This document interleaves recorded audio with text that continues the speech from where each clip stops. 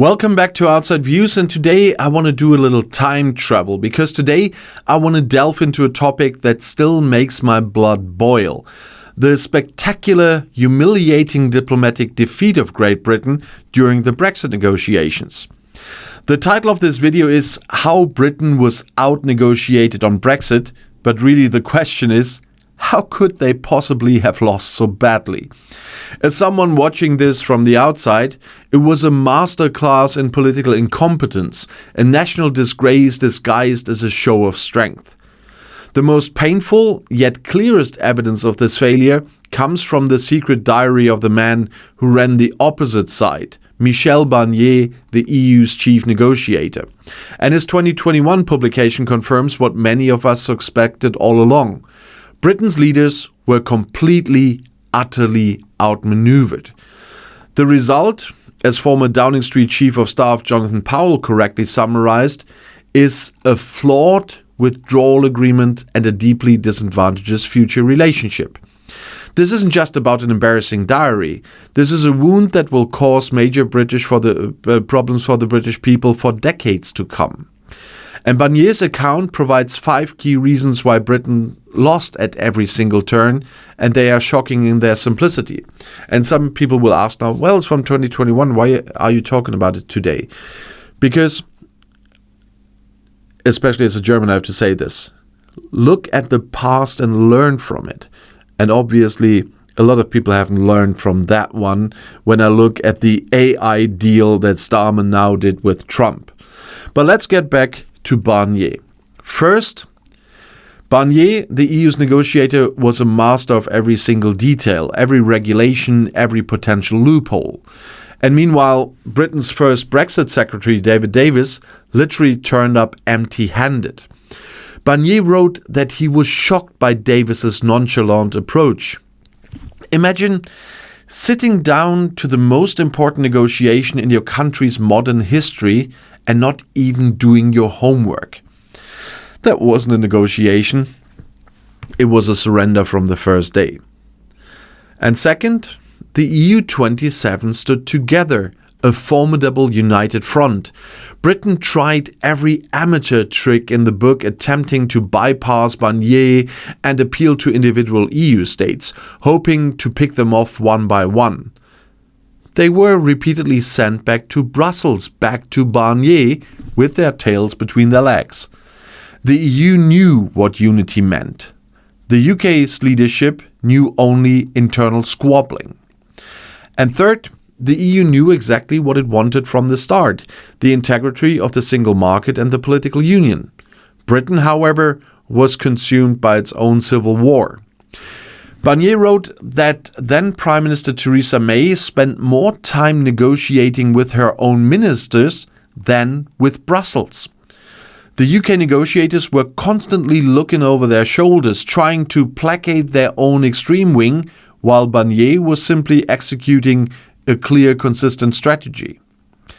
And fourth, the attempts to provoke or even threaten the EU, particularly under Boris Johnson, backfired spectacularly. The so-called madman strategy, that Britain would be so irrational the EU would cave, was just one thing, and that's an absolute joke. In 2020, Johnson's lead negotiator, David Frost, tried to cancel talks as a show of force, only to have to return a week later, humiliated because the UK had run out of road. And that man is now publishing a book with a 75, or at least, no, he was commenting on the book with the 75 bonuses from Brexit. It was hilarious, but it was so far away from reality that I so far haven't even picked his comments on that one for a video, because that was whoa. But when he had to return, that was just fun. It wasn't a threat. It was a temper tantrum. And then, you all know this, Theresa May triggered Article 50 without a plan, setting a ticking clock against her own side. And then Boris Johnson, who promised no border in the Irish Sea, agreed to one, knowing exactly what it would mean. And Barnier's diary even recounts having to explain fundamental realities to British MPs, such as the health of cows cannot be checked by drone. The ignorance, the arrogance, and the political deadlines all conspire to create a situation where Britain had no option but to concede. And Barnier's diary makes it unequivocally clear. Britain was out-negotiated at every turn, and the consequences are still being paid today. But if they would have done what they threatened, it would be much worse nowadays, you can believe me that. The real Brexit Farage is talking about is a WTO Brexit. That would have hit Britain much, much harder. But Britain and its people were fundamentally better off as a member of the EU. They had full access to the world's largest single market, they had a seat at the table, shaping the rules of the world, and they enjoyed freedoms and protections now lost, from cheaper food and travel to stronger workers' rights. Some Leave voters now say they didn't get the Brexit they wanted, but I have to state this plainly. Nobody voted for a specific version of Brexit. Brexit was not a policy, it was an idea, a reckless, ill-defined idea. And people who voted Leave could not possibly have known the disastrous reality they would end up with if they got the Brexit they had in their mind.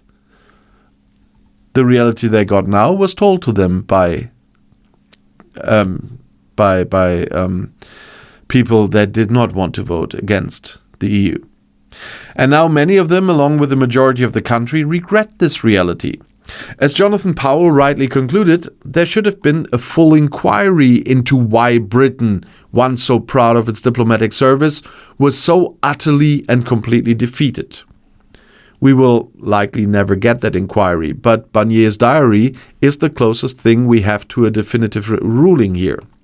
It is the self-written epitaph of a disastrous political project, and one that is worth thinking about when Britain is now negotiating with the United States of America. So thanks for joining me once again on Outside Views, and I'm looking forward to your opinion about that. And if you want to see another video right now, the next one is right here in the end screen. I'll see you there. I'll be back.